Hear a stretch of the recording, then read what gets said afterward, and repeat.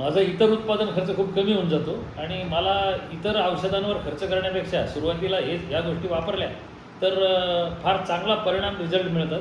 जे डॅमेज होऊन गेल्यावर कंट्रोल करण्यापेक्षा प्रिकॉशन म्हणून या सगळ्याचा वापर केला तर कमी खर्चात अत्यंत चांगला फायदा शेतकऱ्याला होतो. दुष्काळातसुद्धा हे इफेक्टिव्ह आहे आणि हे वापरल्याशिवाय सध्या तरी आपल्याला काही पर्याय दिसत नाही. आणि जे NARP तयार केल्यामुळं हे अतिशय स्वस्त मिळतं. बाहेर जर आपण कमर्शियल व्हॅल्यू देऊन घ्यायला गेलो तर याची काही पटीत किंमत वाढते. त्यामुळे माझी विनंती राहील शेतकरी बंधूला, शेतकरी म्हणून, की ह्या सगळ्या गोष्टी समजावून घेऊन याचा नीट वापर करा.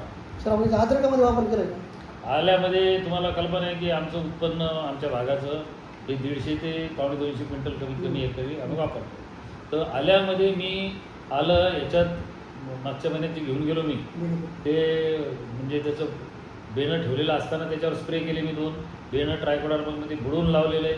आणि आता ट्रायकोडर्माला एका एकरला 2 लिटर असं कमीत कमी माझे 5 इन्सर्शन ह्या सप्टेंबर महिन्यापर्यंत जाते.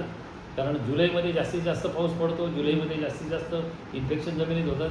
त्याच्यामुळं बेड पूर्ण लोड असावं ट्रायकोडर्मानी असा माझा प्रयत्न असतो. माझं शेणखत मी भरपूर वापरलेलं आहे, बायोडायनमिक खत वापरलेलं आहे, तागापासून कुजवलेलं खत वरलेले, त्याच्यावरती ट्रायकोडर्मा फार इफेक्टिव्हली काम करतं. याशिवाय ट्रायकोडर्मा असा अनुभव आहे माझा की जे रासायनिक खत आपण टाकलेलं आहे त्याच्या उपलब्धतेसुद्धा परिणाम ट्रायकोडर्मा वापरल्याने होतो. मला वाटतं की आपला अद्रकामध्ये जो काय महत्त्वाचा प्रश्न आहे कंदकूज, आणि सरांनी सांगितलं की बेणे प्रक्रियापासून ते परत सप्टेंबरपर्यंत जे काळवणी करतात त्यामुळे बरं चांगल्या प्रकारे त्यांना नियंत्रण होतं.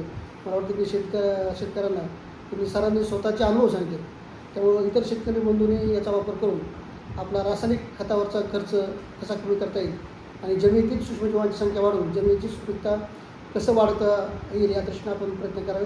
सर धन्यवाद. ऊसामध्ये दुर्री तिर्रीमध्ये जे काणी रोग येतो, स्मट येतो, बरोबर. त्याचंही फार मोठं चांगलं नियंत्रण ट्रायकोडर्मा करतो. ऊसातही फायदा आहे.